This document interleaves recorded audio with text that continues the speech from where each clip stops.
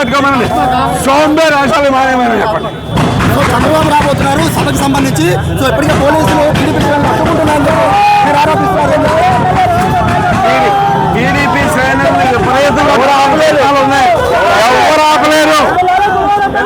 అనవసరంగా రెచ్చగొడతారు తెలుగుదేశం కార్యకర్తల్ని. ఎన్నిసార్లు సభలు పెట్టి ఇక్కడ కొడాలి నాని విజయం సాధిస్తాను కొడాలి నాని చెప్తున్నారు. ముందు వైసీపీ ఖాళీ అయిపోతుంది.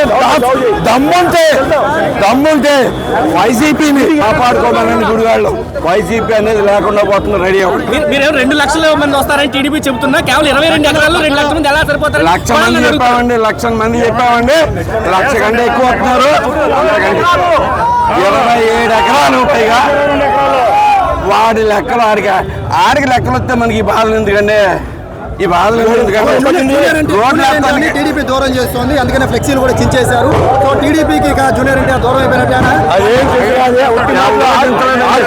వాళ్ళు వస్తారు, వాళ్ళు వేసుకుంటారు, వాళ్ళకి చింపుకుంటారు. అది తెలిసిందే.